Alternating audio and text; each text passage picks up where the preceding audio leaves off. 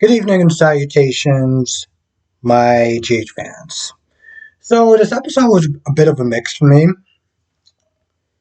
The Sam and Liz part, I scene wasn't really for me. Um, I personally think that Sam is literally blowing this whole he got drunk one time out of proportion. Listen, you have a teenage son. This stuff is going to end up happening. It happened once.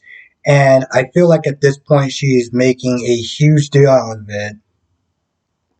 Up until the point where it's like, I get you on the ground him and everything like that, but now you're sending him to the hospital to volunteer. Well, you acting like the dude just literally got parole. Like, he wasn't going out joyriding and just stole a car or anything like that. He had one drink.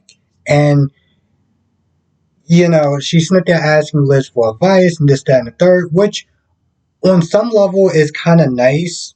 Not the fact she kept going on and on about it, but more of the fact that they are in such a good place that she feels comfortable in confiding in Liz about her fears and talking about Jason and stuff like that. I can appreciate that part of the scene.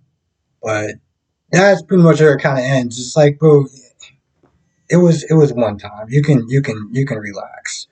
Um and while most of that stuff missed me, I did like the scene where she took Danny to the bridge to talk about Jason, find out what's really going on with him. And he really does miss his dad. And he doesn't really sit there and say much about it because once he wants to sit there and respect Dante, but more importantly, he wants to feel like he's being strong for his mother. I know on some level Sam does miss Jason, even if, they had a falling out. She does miss him, and I think that he just wants to feel, like the man of the house or whatever, and kind of just be strong for the both of them. So I can appreciate that part. Now, this doctor scene, this doctor scene with Christina and Molly and TJ. This is going exactly how I knew it was going to go. It's going exactly how I knew it was going to go, and I'm just waiting for it to be a full train wreck, right? It starts with something small, like in this scene where the doctor asks, "Do you want to know what sex is?" And Christine just blurts out, "Yes," and both of them just look at her like, "I'm sorry, what?" And she kind of snaps back to reality, realizing that it's TJ and Molly's baby. If they want to know what the sex is, they'll sit there and say something. So it was like, they want to sit there and know what the sex is. And she was like, yeah, yeah, yeah, of course. She kind of just like regained herself. And then afterwards, it was a bit awkward.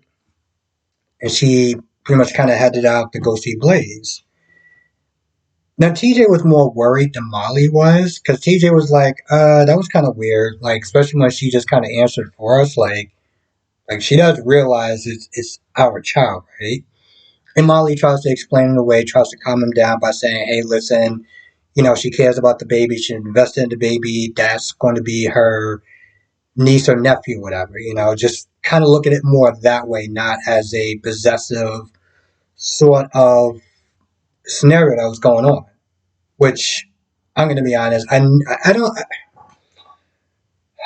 When she went to Blaze and she saw her, she was like, for a split second, for a moment, she felt like the child was hers.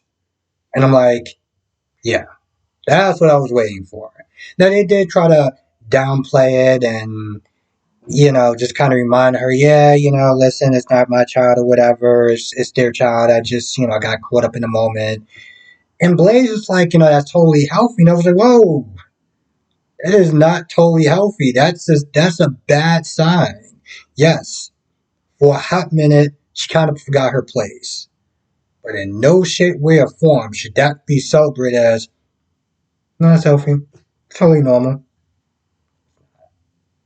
No, it's not. This is exactly what they're trying to avoid in the first place. But they decide to go with this train wreck, regardless of what Alexis and everyone else is not there telling these people that was a bad idea. No, we know what we're doing. We got this horse. Okay, cool. So Cyrus is getting information out of this O'Neill guy. And lo and behold, crazy nut job Heather comes in the room and just F's up everything. Meanwhile, John is still looking at Anna like, oh, so you're just going to go over my head? I mean, he's going to sit there and do that? And they're going back and forth or whatever. Meanwhile, one of the other guys is like, yo, listen, you want to sit there and hear what's going on? So as they're sitting there listening to Cyrus get the goods, Heather comes in there. So at this point, John is like, yo, listen, we might as well just go in there and just kind of break this up. And Anna's like, no, we're on blow his cover. John is like, yo, it's done at this point. What are we doing? So they go in there.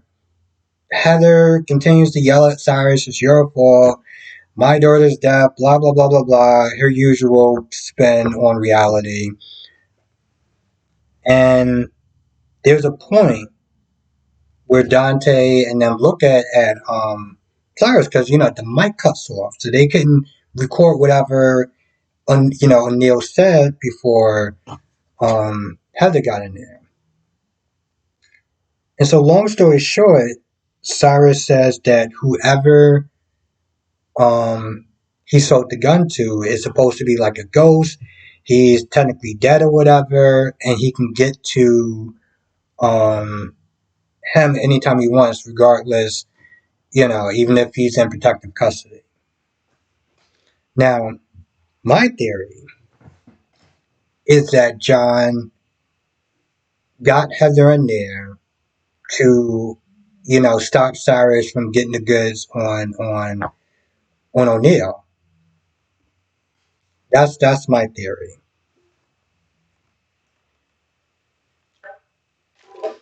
Because Dante kept saying, it's like, yo, bro, it's almost like you want us to sit there and kind of stop getting answers or whatever. So it would make sense that, he couldn't go in there and stop it himself, but he could sit there and send somebody else in there to kind of stop the whole process. I really do feel like Ava and Sonny is going to get together. Despite what a lot of people don't want to happen because, I don't know, reasons, I feel like it's just going to wind up happening. Now, Sonny tells Ava that they're going to use the guards, Selena's guard, to kind of lure out this guy, whoever this ghost is that they're saying is Stone. Sonny's like, they're probably saying the Stone just to kind of throw him off balance, just to kind of mess with his head. They talk a little bit about Kiki and everything, but it's actually pretty interesting. Also, the timing of Danny and Sam really talking about Jason. Of course, Jason's coming back. It's just like, it's crazy.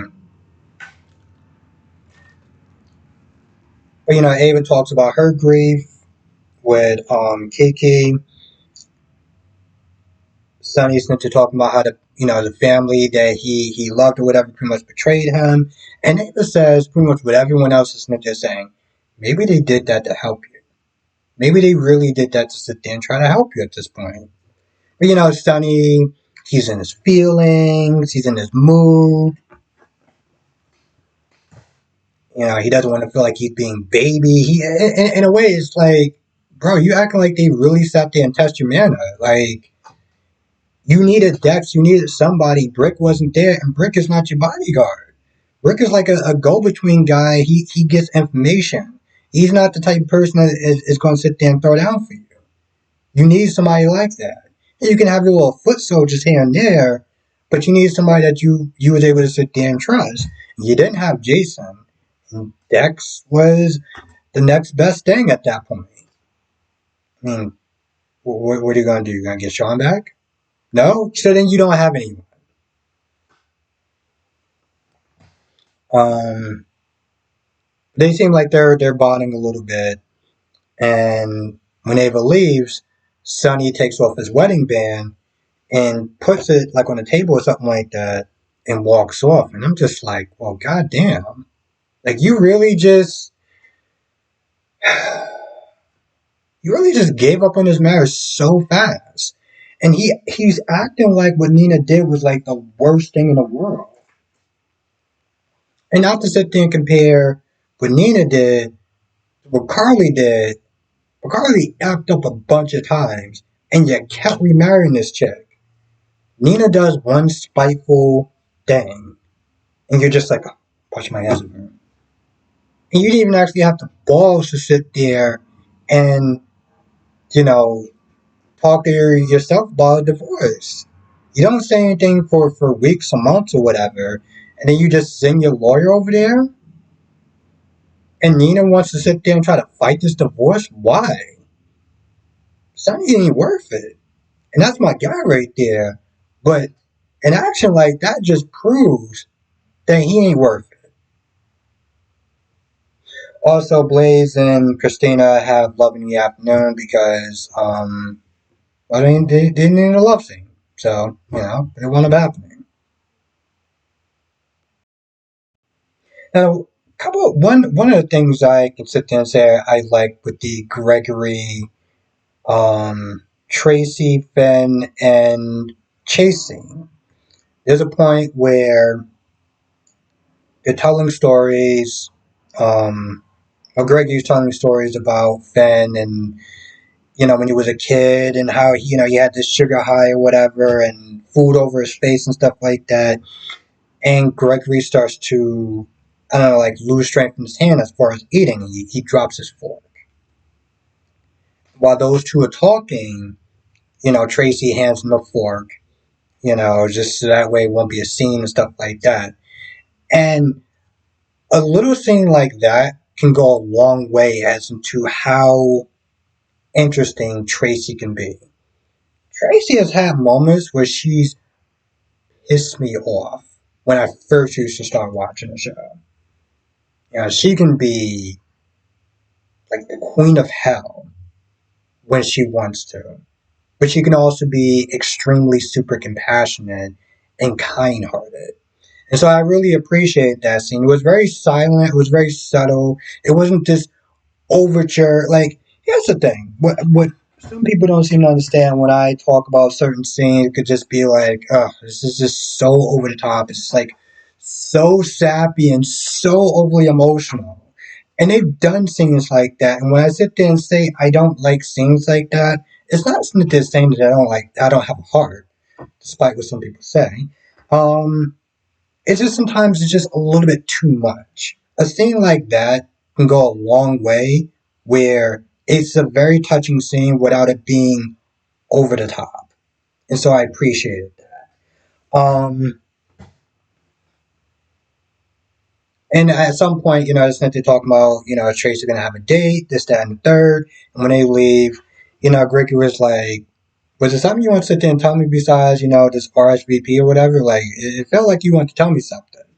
And of course, she doesn't say anything. And so now they got this love triangle, and you know me, I don't really care about love triangles. It's actually really interesting. I'll say this much for people that watch Y&R, right? You have two scenarios. We have two shows that have love triangle, and I don't care about love triangles in general. I generally just dislike them with a passion. But at least in this one, I actually do like the people. Um, Young wrestlers, I can give two shits about all three of them. So I will ask the viewers, since I don't really care who wound up getting Gregory, because I mean at this point does it really matter? Um, but for giggles, I mean who do you want Gregory to be with? Alexis or Tracy? Alexis, who, let's be honest, I think her greatest love was Julian. And every other person since then has just been or Tracy, whose greatest love was Luke, and even that, let's be honest, is Luke and Laura. Minus the fact that Luke are hurt, and yet people sit there and say it's the best love story in the world is just beyond me. But you know, who do you want Gregory to be with in the short amount of time that he's going to be on this show, unless they decide to just pour some sort of miracle drug out of nowhere and completely disrespect any other person who's ever had to sit there and deal with ALS at the same time, because you know they're good for that. Just want to say that. Let's see. Anyway, I feel like that's about it. I can't think of anything else that might have happened. I might have forgot about one or two things. So, you know what I always sit there and say? Come to the live stream tonight, 8 p.m. Eastern, 5 p.m. Pacific. We'll sit there and talk about all the shows, General Hospital, Days of Our Lives, Bold and Beautiful, Young and Restless. With that being said, I'm going to go. I'll see you in the next video.